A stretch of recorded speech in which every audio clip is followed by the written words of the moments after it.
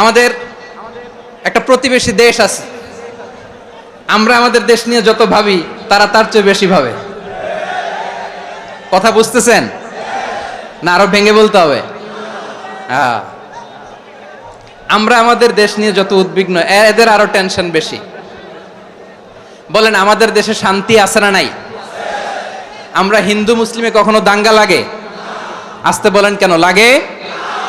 ওদের পূজা পার্বণে আমাদের মাদ্রাসার ছেলেরা যে পাহারা দেয়, চিল্লায় বলেন ঠিক কিনা?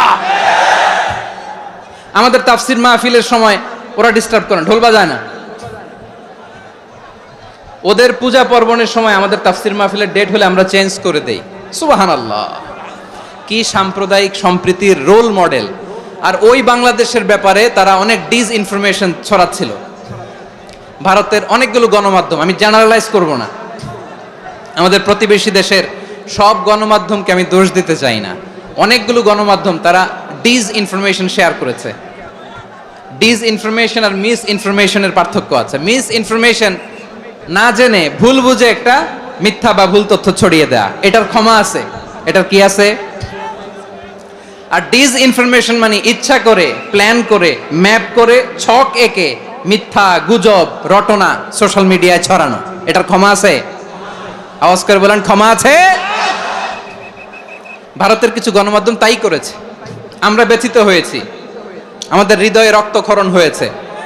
আমাদের প্রতিবেশী দেশকে বলতে চাই, আমাদের দেশ নিয়ে আপনাদের ভাবার দরকার নাই, নিজের চরকায় তেল দেন, নিজের দেশ নিয়ে ভাবেন। গত মাসের ভয়েস অফ আমেরিকার রিপোর্ট, বাংলাদেশে সংখ্যালঘু জনগোষ্ঠী আগের চেয়ে বেশি নিরাপত্তা পাচ্ছে। Report voice of America, Muslim report নাকি? মুসলিম জরিপ, ভয়েস অফ আমেরিকা। কথা বোঝে নাই বোধহয়।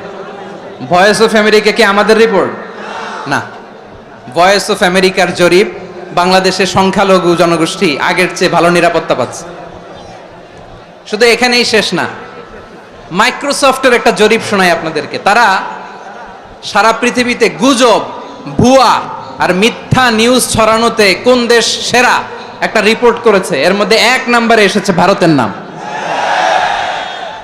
মাইক্রোসফট তো মুসলমানরা চালায় না? কথা বোঝে নাই বোধহয়। প্রতিবেশী দেশকে বলবো, আপনারা নিজের চরকায় তেল দেন, আপনারাও শান্তিতে থাকেন, আমাদেরকেও শান্তিতে থাকতে দেন। সব চেঞ্জ করা যায়, প্রতিবেশী চেঞ্জ করা যায় না। আমাদের ল্যান্ড তাদের ল্যান্ড, পাশাপাশি। আমরা চাই তারাও সুখে থাক, আমরাও সুখে থাকি, ঠিক কিনা? কিন্তু প্রতিবেশী হলে বন্ধুত্বপূর্ণ আচরণ করতে হয়। প্রতিবেশী যদি বন্ধু না হয়ে প্রভু হতে চায়, এরকম দানব প্রতিবেশী কেউ চায় না। ভারত যদি বন্ধুত্ব উপহার দেয়, আমরাও বন্ধুত্ব দিব, কি বলেন? তারা যদি বন্ধুসুলভ আচরণ করে, আমরাও বন্ধুত্ব উপহার দেব। কারণ আমাদের পররাষ্ট্র নীতি হচ্ছে সবার সাথে বন্ধুত্ব, কারোর সাথে বৈরিতা নয়। আলহামদুলিল্লাহ বলেন, কত চমৎকার পলিসি আমাদের। আমরা নির্বিবাদী, আমরা বাংলাদেশিরা শান্তিকামী, we are proud of that. এজন্য আমরা গর্ববোধ করি। আমাদের পররাষ্ট্র নীতি সবার সাথে বন্ধুত্ব, কারোর সাথে শত্রুতা নয়। তাই প্রতিবেশী দেশকে বলবো, আমার ভাইয়েরা, আপনারাও আমাদের ভাই, বন্ধুত্ব দিলে বন্ধুত্ব পাবেন। বন্ধুত্ব ইজ ওয়েলকাম, দাদাগিরি নয়। বন্ধুত্ব ওয়েলকাম, দাদাগিরি নয়, লাউড এন্ড ক্লিয়ার। ভারত যদি বন্ধুত্ব দেখায়, বন্ধুত্ব পাবে। কিন্তু ভারত যদি বাংলাদেশে আধিপত্যবাদ বিস্তার করতে চায়, বাংলাদেশের 18 কোটি জনগণ সেটা রুখে দেবে। ভারত যদি গৌর গোবিন্দের ভূমিকায় নামতে চায়, দেশের 18 কোটি মুসলমান শাহজালালের ভূমিকায় নামবে।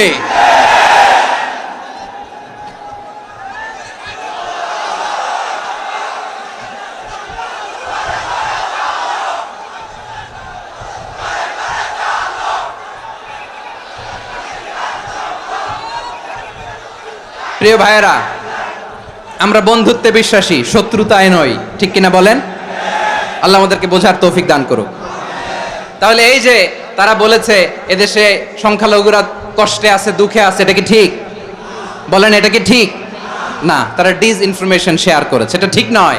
আমার প্রতিবেশী বন্ধু রাষ্ট্রকে বলবো, আপনারা এটা করবেন না, এটা করবেন না। আমরা শান্তিতে আছি, আপনারাও শান্তিতে থাকেন, আমাদেরকেও শান্তিতে থাকতে দেন। এই যে চিটাগাংয়ের অ্যাডভোকেট আলিফ হত্যাকাণ্ডে গোটা বাংলাদেশ আমরা ধৈর্যের পরাকাষ্ঠা দেখিয়েছি, চিল্লায় বলেন ঠিক কিনা?